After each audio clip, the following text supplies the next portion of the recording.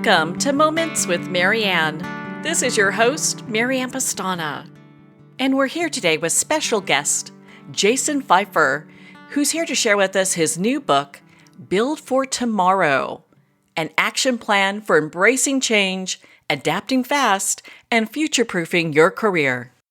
Change in business happens so often. Are you prepared to excel in the next shift? Well, we have the right person today to answer just that question.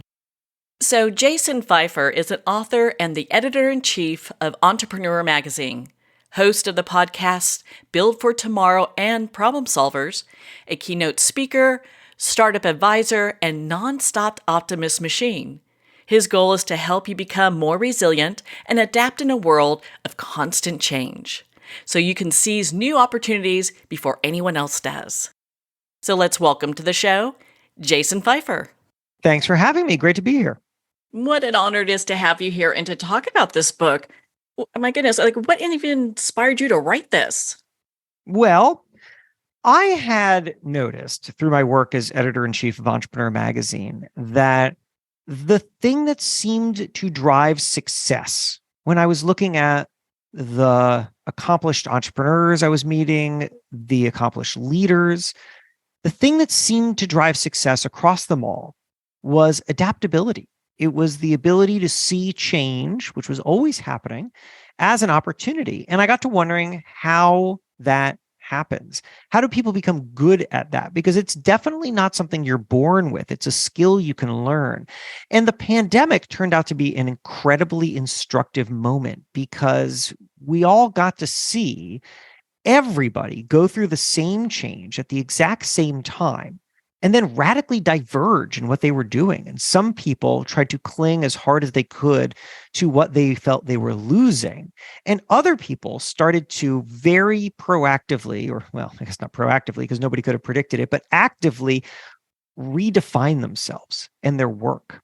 And I wanted to know what it was that they were doing and how they were doing that, because it felt like if I could understand that and share that, then I had something really valuable to offer everybody who was going through an endless series of changes. Well, in your book, you talk about the 4 phases of change. How did you find that and where did that come from? It came from watching people go through radical change. I realized that even the most accomplished people were experiencing some kind of panic, but they were doing something different with the panic at the very beginning. It was really, really interesting. I'll give you an example. In the very early days, I don't know about you, but I remember, and I bet a lot of people remember, the last social thing that you did before COVID changed everything. Do you remember that for yourself? And the last social thing that I did was I went out to a friend's birthday dinner at a crowded restaurant. And we were all passing around our hand sanitizer thinking that was going to stop any kind of illness because nobody knew what was going on. And I was talking to this woman named Megan, who is the founder and CEO of a trade show company called Founder Made. And so they host live events, live trade shows. And I've spoken at a couple of them. And I said to her, Megan, I said, what are you going to do? Because it seems like live events are shutting down and you're a live events business. And she said, I'm actually really excited about this moment because we have had all of these ideas for other lines of revenue for our business. And we've never been able to explore them because all of our resources and energy keep having to be put towards the live events. But if the live events disappear, well, now we have time to explore these things that we had never had time to explore before. And originally, when I heard this, I thought, this is a person who is not afraid. This is a person who is so poised that she is not panicking. And I then, of course, as we got into COVID, I saw a lot of people who were doing exactly that, were paralyzed, were panicking. And then eventually I realized, and I thought about Megan a lot, and eventually I realized, no, she was panicking, but she was fearing something different. A lot of people fear loss. They fear loss. They fear the loss of the thing that they already have. Megan understood that there was a solution ahead of her. Something always comes next. There will be something, some needs, some changes. People will need things from her. There will be opportunities in the future. The thing she was fearing was not losing what she already had. The thing she was fearing was not recognizing the next opportunity fast enough. And that was propelling her forwards instead of backwards. And I started to think, everybody goes through panic, but they start to use that panic in different ways. But either way, no matter how long it takes you, the next thing you're going to do eventually is figure out how to adapt. And once you start adapting, you start to put some new pieces together and you build a new normal, something new that's familiar, some kind of new foundation. And then eventually you reach what I like to call the wouldn't go back moment, that moment where you say, I have something so new and valuable that I wouldn't want to go back to a time before I had it. I think that if we can recognize that that is part of the journey ahead of us, that we will get there, that the wouldn't go back moment is waiting for us all. It empowers us. It emboldens us to move through those earlier phases faster, to do what Megan did and think, how can this moment of sheer terror and panic propel me forwards, rather than becoming obsessed with what I'm losing and trying to look and hold on to what's backwards. What a great example of being able to move forward, and so unique too, because I think a lot of times people do get stuck in that fear and that panic, and they're not quite sure how to make this transition to embracing change. Yeah, it's very, very hard. Let me be clear. It's incredibly hard. And it's okay that it's hard. And it's hard for me. I've had to go through it many times myself. And the thing that I think people should do right now, whether you're going through a big moment of change or just to prepare yourself for the change that will come, because let's be clear, something fundamental will change about your work or your life. It just will. We don't live in static worlds. Is that you can spend time trying to identify and understand what and who you are and the value that you provide to the world that is distinct from the role that you occupy or the tasks that you do every day. I think we are tying our identities way too close to the role that we occupy or the tasks that we do every day. So, if someone comes up to you at a party and says, what do you do? Your answer is going to be one of those things. It's going to be the role you occupy or the tasks that you do every day. You're either going to be like, oh, I do this job, or I work at this company, or I do this kind of thing, which is fine. It's fine. It's not a bad answer. I answer that way too. But if that's the only way that you identify yourself, if that's how you tie your identity, then when those things change, and they will, then you aren't just experiencing a change to your work, you're experiencing a change to your identity. That feels very scary. So the starting point I would suggest is think about for yourself. And in my book, Build for Tomorrow, I have a exercise for how to do this, but I'll just tell you the punchline. Think about for yourself how you could write a single sentence, a mission statement for yourself, a short sentence, try to keep it under 10 words, in which it's the first word is I, and then every word after that is carefully selected because it is not anchored to something that is easily changeable. I know that sounds abstract, so I'll just give you my example. I am a magazine editor. I used to be a newspaper reporter. I also am a podcast host and a speaker. I do all sorts of things. But my sentence for myself is, I tell stories in my own voice. 7 words. Why? I tell stories, carefully selected word, not magazines, not magazine editing. Why? Because if my identity is I'm a magazine editor, well, you know what? I don't own Entrepreneur Magazine where I work. I'm an employee of Entrepreneur Magazine. They could fire me tomorrow. They could fire me right now as I'm talking to you. I could check my email and it turns out that I'm gone.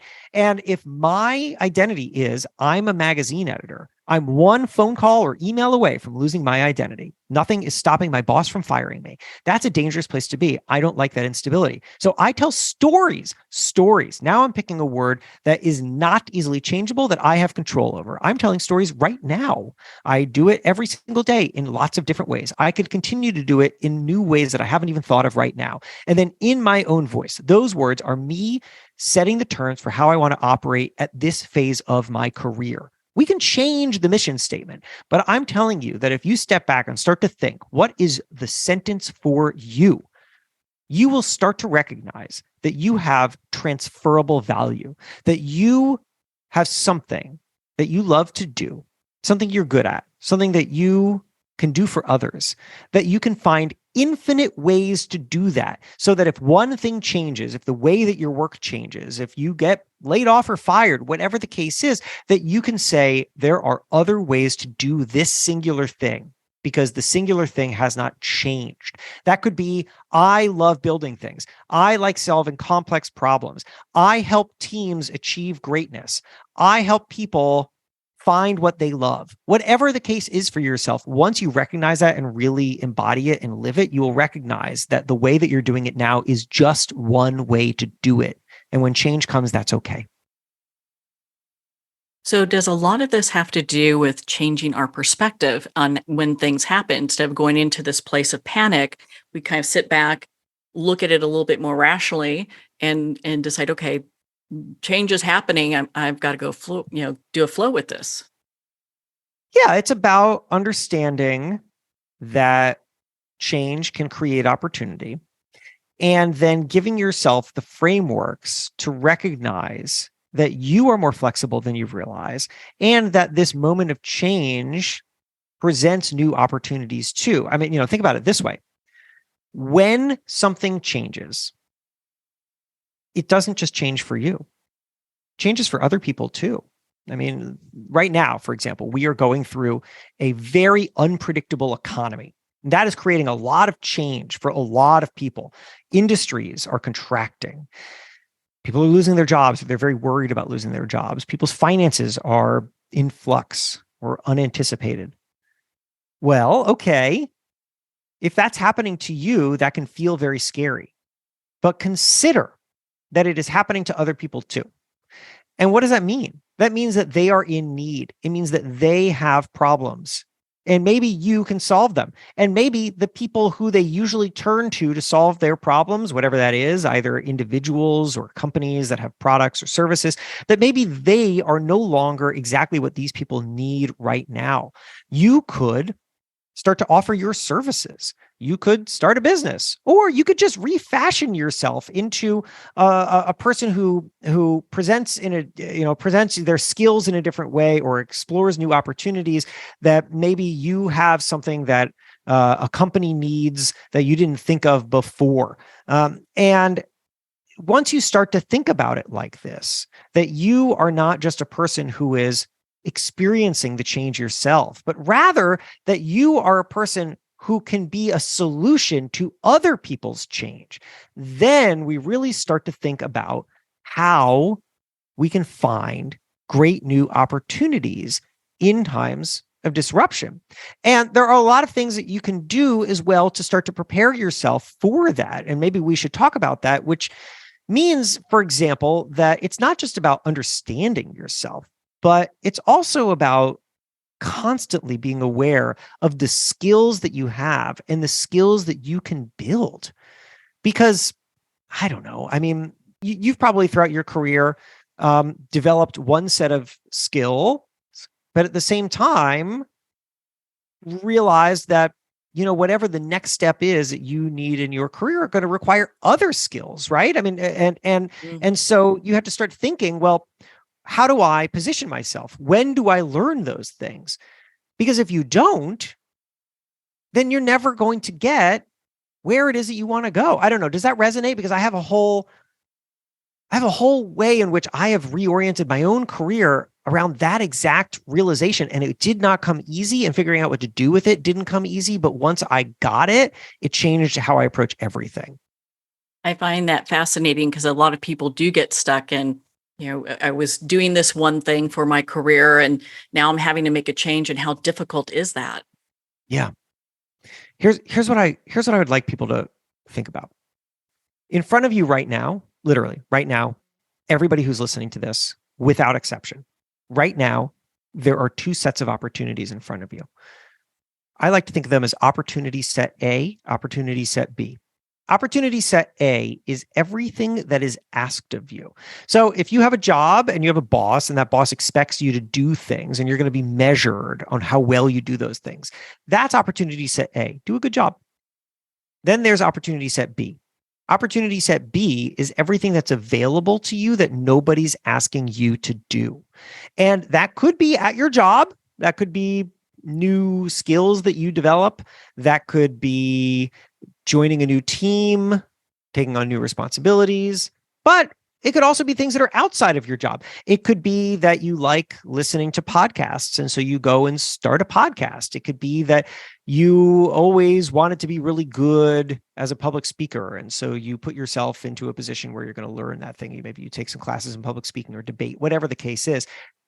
That's opportunity set B. Doing the thing that nobody is asking you to do, but that is available to you. My argument to you is that opportunity set B, the things that are available to you that nobody's asking you to do, always more important, infinitely more important than opportunity set A, which is not to say that opportunity set A, doing the things that are asked of you, is unimportant. Obviously, it is important. You have to do a good job or you'll get fired. We need income. But if you only focus on the things that are asked of you, then you will only be qualified to do the things that you're already doing. But opportunity set B is where growth happens, where you push yourself out of the things that you are typically doing, where you push yourself out of the things that are right in front of you, and you say, I am going to develop what I need next. You may not even need to know how or where it's going to lead you. You may not know what the ROI, the return on investment, is for this. But I am telling you that if you commit yourself to developing new skills right now, you will open doors in the future that you cannot anticipate. Do you know why I, for example, am the editor-in-chief of Entrepreneur Magazine, which, I had aspired for a long time to be editor-in-chief of a national magazine, and doing this has absolutely changed my life and career, having this opportunity. And when I think back on what are the things that helped me get there, one of the things, which I could not have anticipated, is that years and years and years prior, I was working at a different magazine called Fast Company, and I was a mid-level editor on the print side. My job was to edit print magazine stories. And then we created a video department at the magazine, Fast Company. And although nobody asked me to be part of the video department, I decided to volunteer to get in front of the camera and host like a regular segment. And I was okay, but the director saw something in me and kept giving me feedback and advice, and I kept improving and improving. And I thought, what is the point of this exactly? I'm not getting paid anymore to do this, but I am learning something, and I think that that's valuable. I just don't know how. Now, how was it valuable? For a while, it was not really valuable. It was fun. Nobody gave me a TV show. I didn't make any more money off of it, but because I was good on camera at Fast Company, I was also able to go on television, and it made it easier for me to go on radio. And it gave me a way of speaking that helped me be good as a podcast host. And then years later, when I was in a position to interview to become editor-in-chief of Entrepreneur Magazine, a goal that I had aspired to, not specifically at Entrepreneur, but I wanted to be editor-in-chief somewhere. One of the things that the president and CEO really liked about me was that I could represent the brand well as the face of the brand. They could put me on TV. They could put me out on stage. Why? Because I was really good at it. Why? Because years ago, I had stood in front of that camera at Fast Company when nobody asked me to do it, and I learned a skill. Turns out that skill paid off in a way I couldn't have anticipated, but I might not have the job that I have now had back then I not pursued this thing that nobody asked me to do and that I didn't even know what the value of it was. That is the reason why we pursue things. That's the reason why we cannot settle for just doing a good job at the things that people ask us to do, because that is a dead end. That will only get you to be good at a thing that can easily change. That only gives you a grounded feet on something where the bottom can fall out. We have to always be expanding. And when we do, we set ourselves up to be able to better identify what the next opportunity is when things change.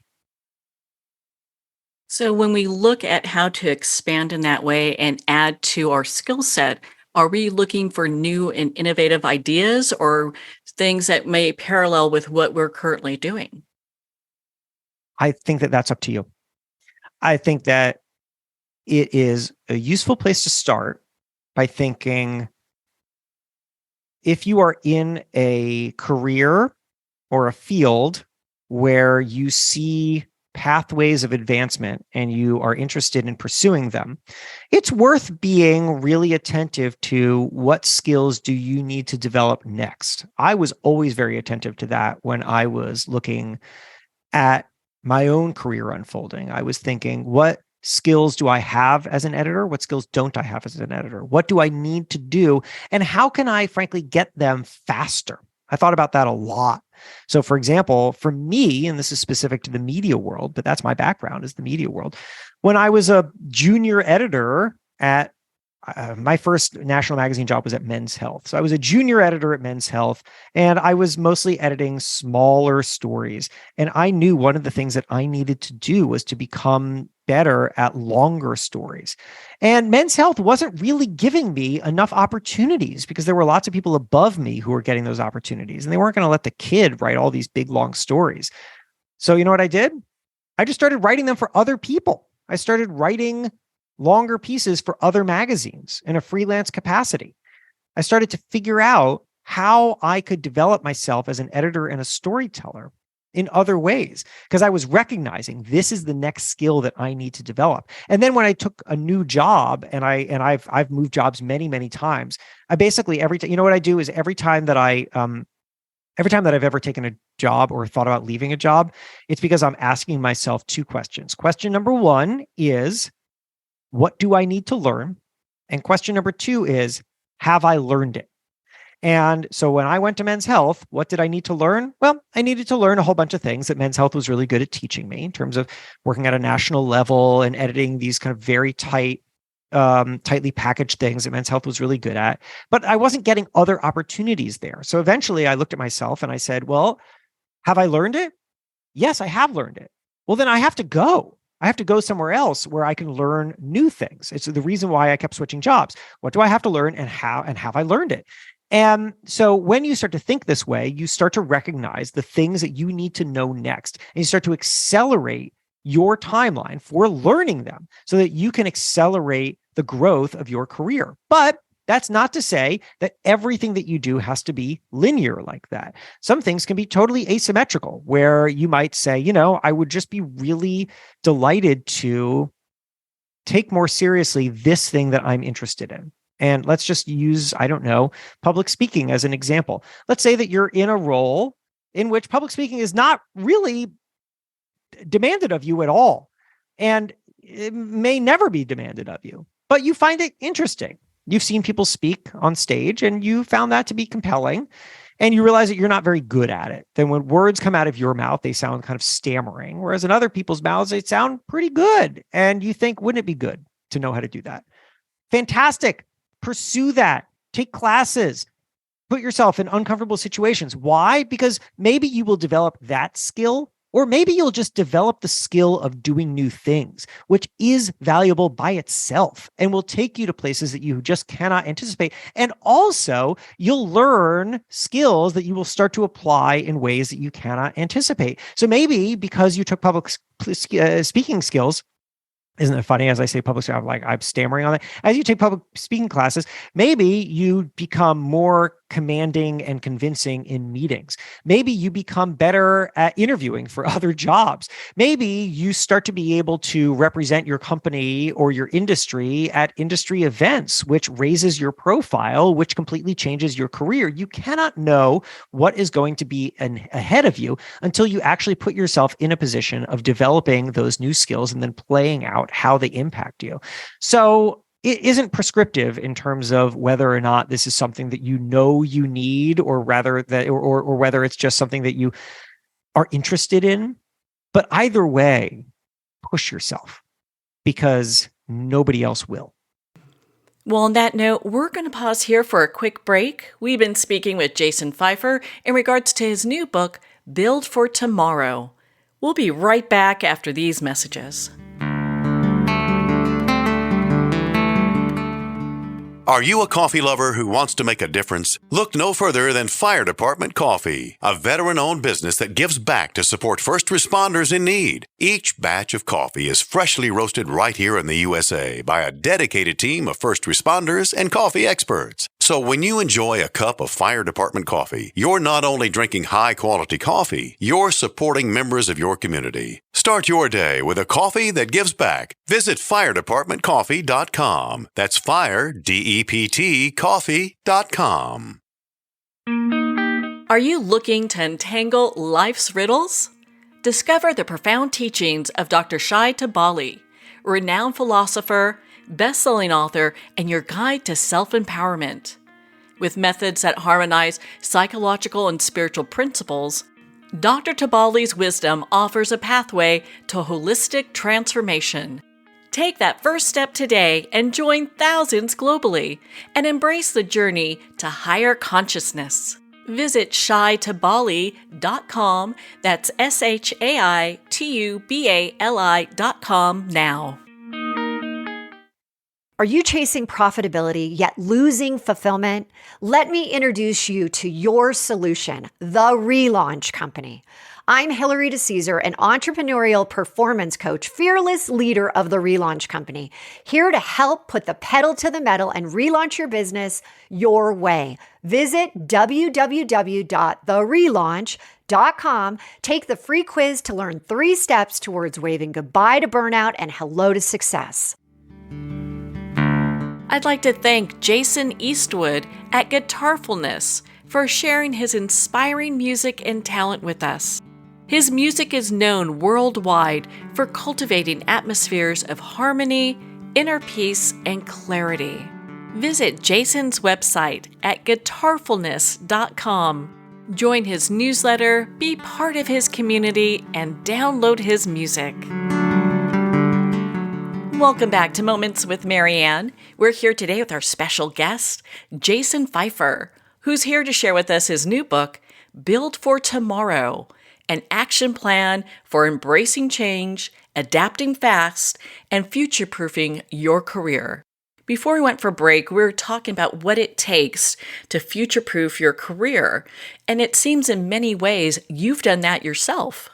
Yeah, but I also created the job that I have right now based on the skills that I wanted to develop, right? It's not like I went out and I found the exact right skills and then they were the set of keys that unlocked the right door for me.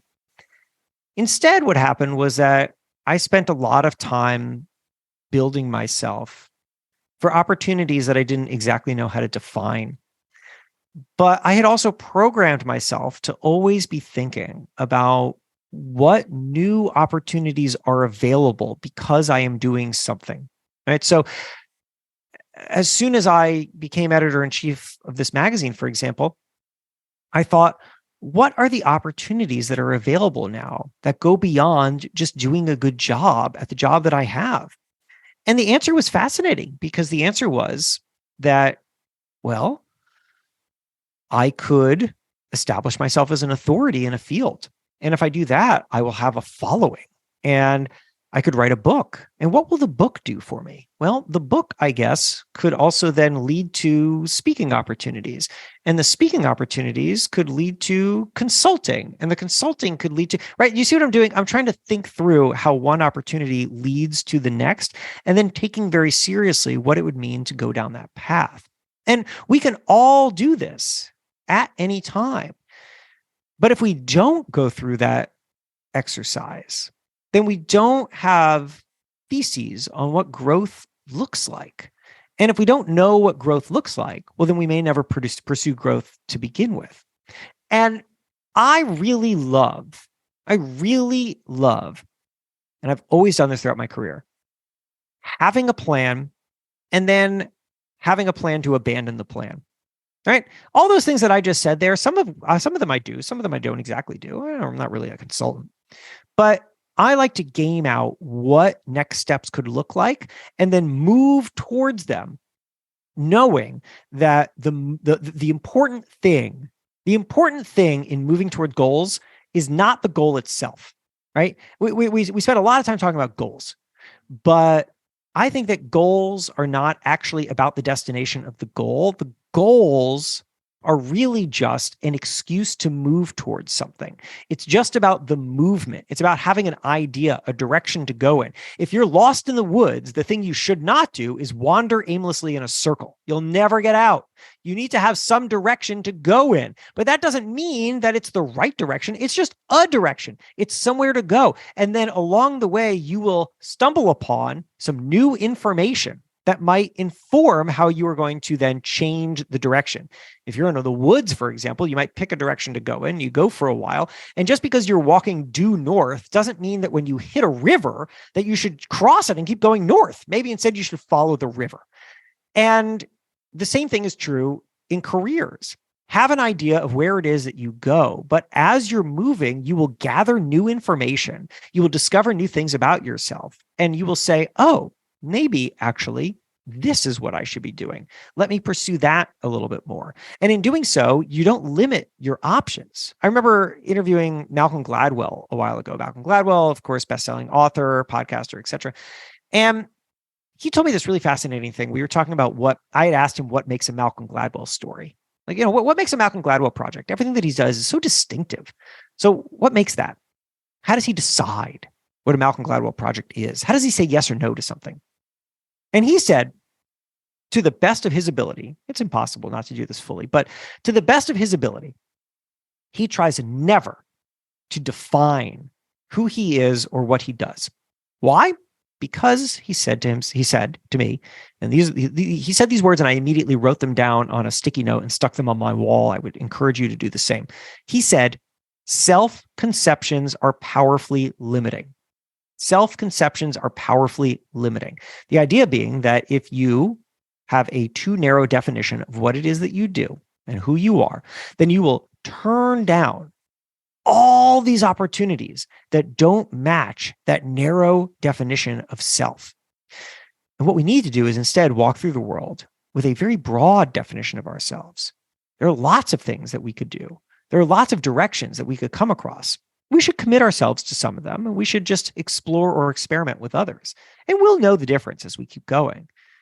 But this is the reason why I like to set a goal and also, have a plan to abandon them, or have a plan and then have a plan to abandon the plan, because I want to have a sense of where it is that I could go and things that I could do to get me there. And I will do those things, but the doing of those things are going to reveal additional opportunities that I didn't foresee that might actually be better than the initial goal that I stated. And I want to give myself the freedom and flexibility to pursue those too. Did you ever try something that you got into and thought, gosh, I really don't like this, and then use that information for like more data for moving forward? Oh yeah, all the time. I've done, I've done so many things that I don't think were all that useful, but they helped me refine an idea of what it was that I wanted to do. And I think that that's great. I mean, I don't know. I'll give you an example. For a while, I had this idea that I would be a comedy writer. And I got a few pieces. Like the New York Times ran a comedy piece of mine in their op-ed section. It was a lot of fun. And I devoted a lot of time and energy to this. And I started to game out what it was that I would, if I got good at this, if I started to write a lot of comedy pieces and get them published and started to establish myself as a comedy writer, where could I go with that? I started to think about it, to look at, well, what's the pathway for people like that? It's a lot of like, I could become a writer for a late night show. I could write joke books. I don't know. There are a bunch of random things that I could do. I don't know that those things, those outcomes didn't really excite me. But also, you know what? Turns out I wasn't that great as a comedy writer. I had a couple pieces published, but I had a lot of pieces rejected. And I just wasn't coming up with ideas at a clip that I could see other people who are successful at this doing. And eventually I realized, this isn't really for me, and I'm not really that good at it. It's a fun idea, but it isn't the intersection of what I'm interested in and what I'm good at, which I think is an important intersection for us all to find. What is the intersection of what we're interested in and what we're good at. And yet I didn't think, well, this was an embarrassing diversion. This was a waste of time. And why did I publish those things? Instead, I thought, well, you know what I have done in this time in which I entertained and explored the idea of being a comedy writer? What I've done is I have taught myself quite a bit about how to integrate comedy into other kinds of writing. Like now I know how to write a joke, and that joke can be pretty useful. It's not going to be useful in just writing pure comedy because I'm not going to do that. I'm not good enough to do that. But let me see how else this can be useful. And I found that in other forms of writing, like for example, the things that I've been telling you so far are, they sound quite earnest, and they are earnest, and the way that I'm delivering them is earnest. But when I write this stuff, I often sprinkle jokes in. And the reason I do it is because I want to create a moment of levity, or because I want to create a nice flow of something. Reading 700 words of a column straight when it's just incredibly earnest can feel monotone in a way, like there's a monotone of earnestness. And so I like to be able to sprinkle a joke in, to subvert expectations a little bit, to utilize that skill that I had honed, but in a just totally different way, to a totally different outcome. Large companies will hire me and pay me a lot of money to come in and talk to their teams, and I give them these talks that are functional and that are really useful and that are designed to give them frameworks to navigate the changes in front of them. But I also want to make them laugh, because making them laugh means that the thing that I'm saying goes down easier. It's a little more enjoyable. It's more fun. The time passes faster. And so that's a way in which I stepped back and I thought, what do I have and how can I use it? And sometimes the things that we have are used in ways that we hadn't exactly anticipated. That's okay, because what matters really is just that we recognize that we have them. And once we have something, we can use it in some infinite way. I think that's fascinating. I mean, you have so much great information in your book. Where do you think people really kind of get hung up? I think they get hung up in a lot of different ways. I mean, one of the things that we tend to do to ourselves is that we are so human. And, there's decades of psychological research that will confirm just very human things. Like, for example, loss aversion theory. Loss aversion theory is this reality, confirmed, like I said, by decades of psychological research, that we will naturally protect against loss more than we will pursue gain. This is just a human thing that we do. We are so concerned about what we are losing that we will make decisions oriented around protecting against the thing that we don't want to lose more than pursuing the gain. And this can lead us to make irrational decisions. And it's also the reason why I think that change so often leads to panic, because, consider what we've done. What we've done is change happens. We immediately think of the thing that we have that's comfortable, that's familiar, that we are now going to lose as a result. And then we want to know what happens next. So we start to extrapolate the loss. We say, because I'm losing this, I'm going to lose that. Because I'm losing that, I'm going to lose this other thing. Very quickly, we start to imagine that everything we know is gone. And that feels like panic. And so instead, what we need to do is we need to figure out how to extrapolate the gain. Stop extrapolating the loss. Extrapolate the gain. And what does that look like? Well, I'll tell you a funny story. I love history.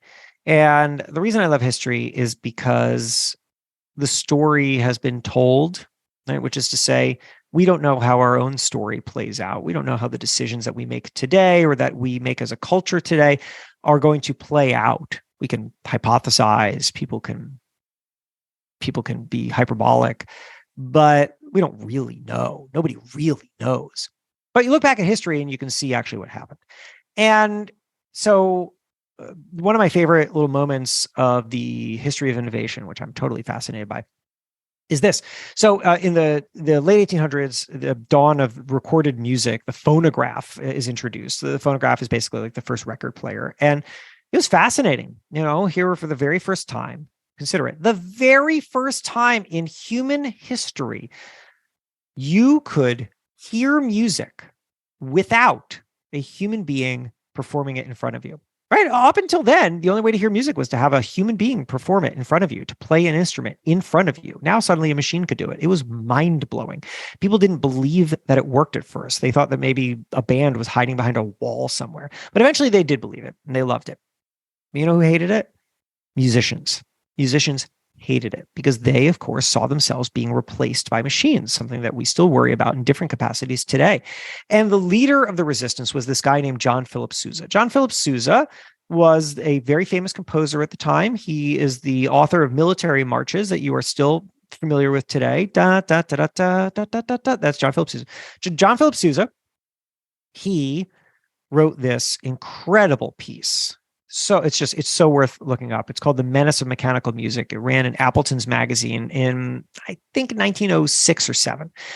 And he makes all these arguments against recorded music. He was capturing what a lot of people like him were feeling at the time. And one of his arguments goes like this. He says, when you introduce the phonograph, recorded music, when you introduce the phonograph into people's homes, it will replace all forms of live music performance. So why would somebody play a guitar or a piano or something inside the home when now a machine could do it for them? So it will replace all forms of live music. And because mothers usually sing to their children, and now all live music performance is gone, mothers will not sing to their children anymore.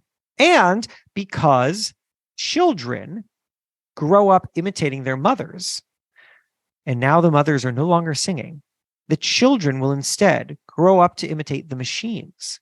And thus we will raise a generation of machine babies. This was his argument, an actual argument from a very smart and talented person. And people believed it. Why? Because they were extrapolating loss, because he was seeing how one thing was changing and he was imagining that it would create only loss, the loss of live performances in the home. And then he was extrapolating it out because this is going to change. This other thing is going to change because that other thing is changing. That other thing is going to change. And suddenly you have nothing. Suddenly you have panic. But of course, that's not what happened.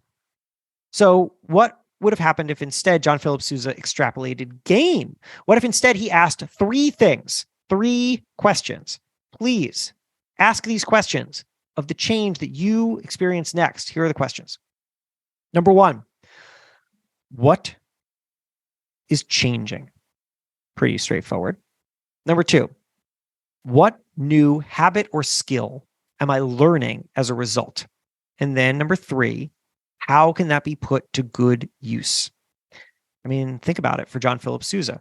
Number 1, what is changing? Well, we are listening to music on record players instead of just live. All right. Number 2, what new habit or skill are we learning as a result? Well, people are learning that they have more control over their audio environment. They are no longer bound by just whoever happens to be in town performing at a specific time. They can listen to whatever music they like, and they can do it whenever they like.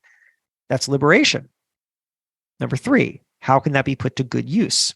Well, if you're John Philip Sousa, the answer should be pretty clear at this point. The answer is record your music and sell it, because it's an unbelievable opportunity to get your music to more people faster than you can travel to them. John Philip Sousa used to only be able to perform for people he could travel to, and that meant that he was actually very limited in his own ability to reach people. John Philip Sousa, in opposing recorded music, was actually protecting a system that limited his own economic opportunity. That doesn't make sense, but he did it because he feared change and because he extrapolated loss. And when he stopped doing that, which he eventually did, because John Philip Sousa realized eventually, too late, by my estimation, but eventually, that he could make money off of this, that other musicians were making money off of this. he changed his tune, to be punny. And he started to record, and he started to perform on the radio, which he also had refused to do at some point. And he reached, like I said at the beginning, the wouldn't go back moment, where he discovered that this change that he feared was actually the opportunity that he had been waiting for the whole time. That wouldn't go back moment is available to all of us all the time.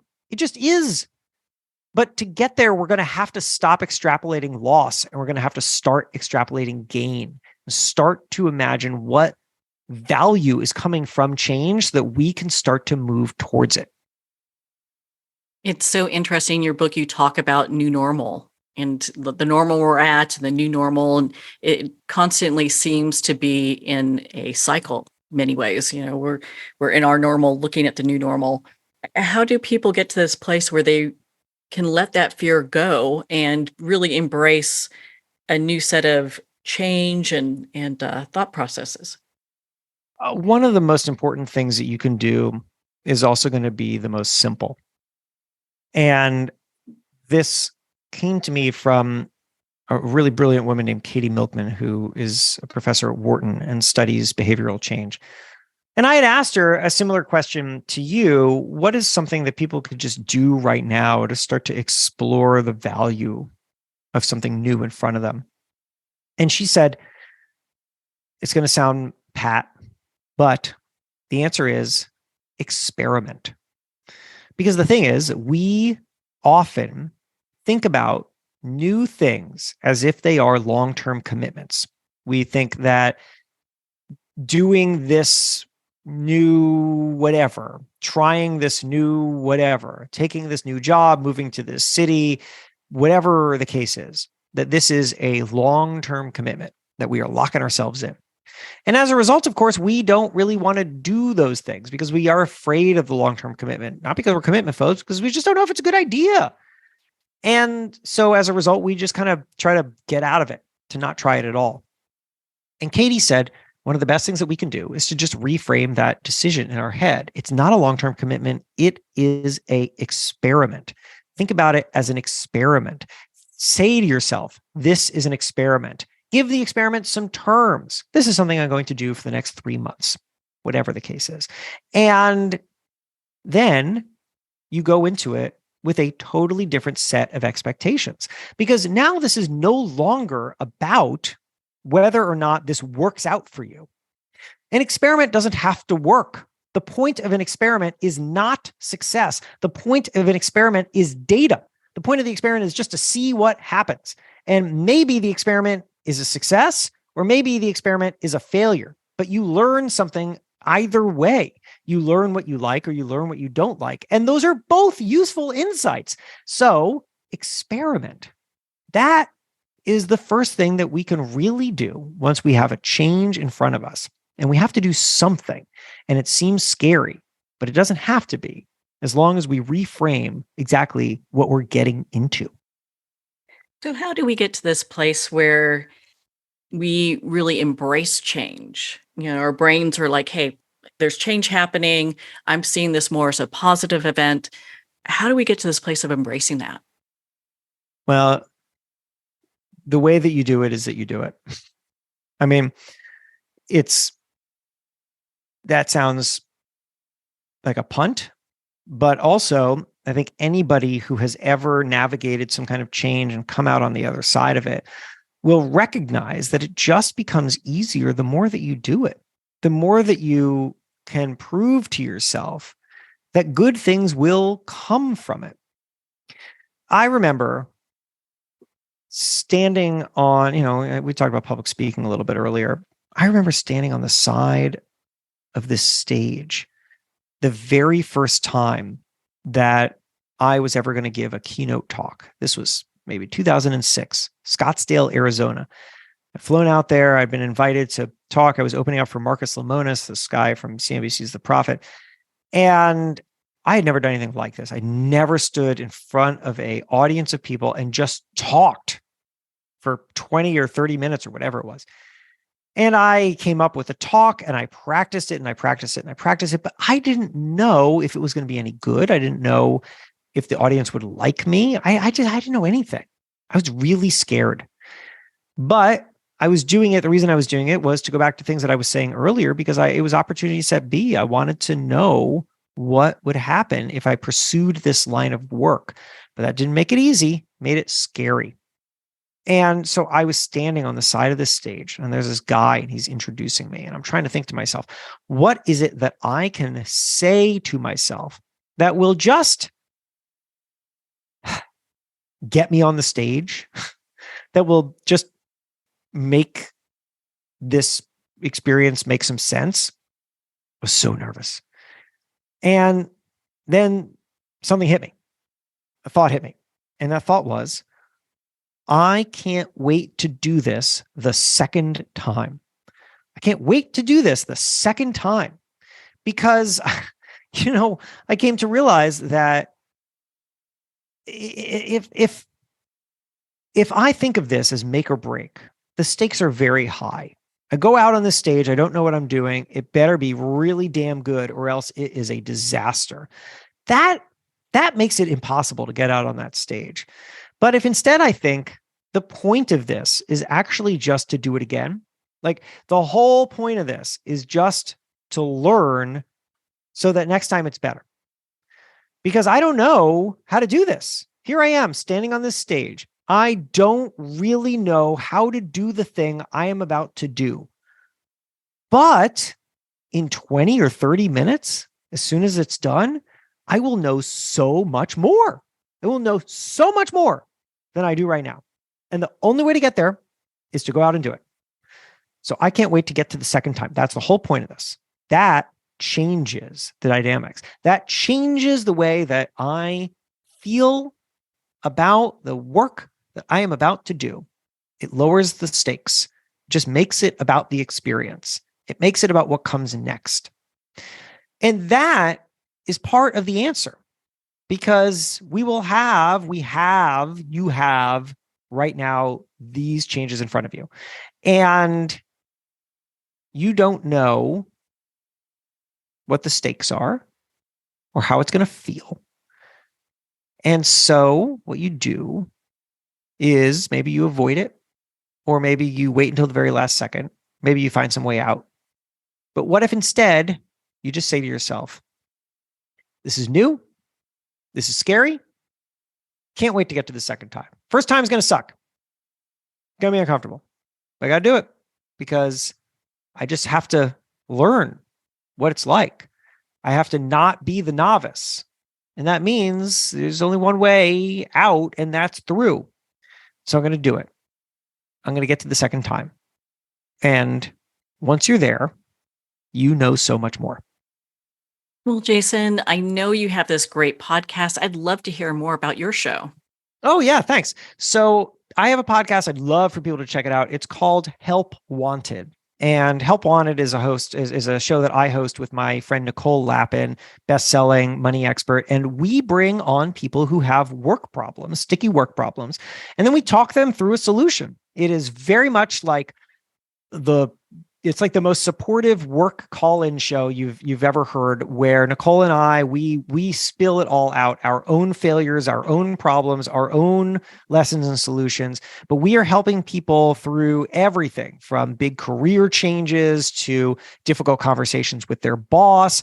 And then there are also times where Nicole and I just work through our own challenges. There was an episode recently where Nicole and I are building this company together. And sales calls have really given her a lot of anxiety. And so we talked through why they're making her so anxious and got to this emotional core of what it was that was so hard about making these kinds of calls. And that is the core of what we want to do with Help Wanted. People need help, and you are facing situations right now that feel difficult, impossible. You don't know the answer. And I guarantee whatever you're facing, tons of other people are facing too. And that's the reason why we have the conversations that we have. So anyway, you can find it wherever you get podcasts. It's called Help Wanted. Well, Jason, where can our listeners connect with you and be part of your community and learn more about your work? Yeah. So first of all, the book that we've been talking about, as a reminder, is called Build for Tomorrow.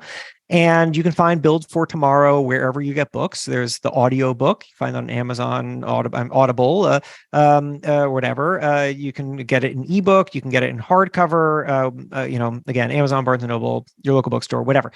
So Build for Tomorrow is the book. Help Want podcast. And then otherwise, I would say the other thing that you can do is just find me on social media, reach out.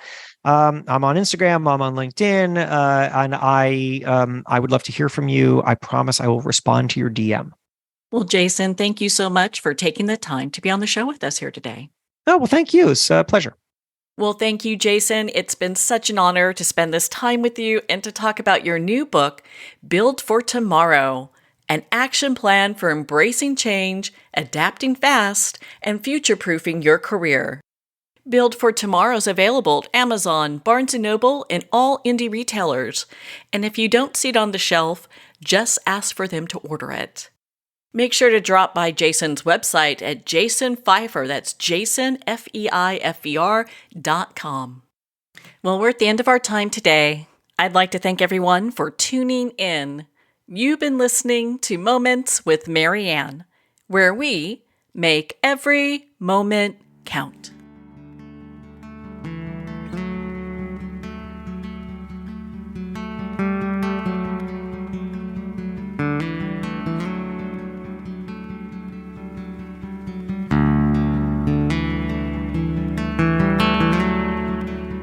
In a single moment, your life can change. Moments with Marianne is a transformative hour that covers an endless array of topics with the best of the best. Her guests are leaders in their fields, ranging from inspirational authors, top industry leaders, and business and spiritual entrepreneurs. Each guest is gifted and a true visionary, a recognized leader in her own work, and while teaching others to develop, refocus, and grow, Marianne will bring the best guest and sometimes a special surprise. Don't miss this. You never know just which moment will change your life forever. Make sure to tune in and visit momentswithmarianne.com for more information.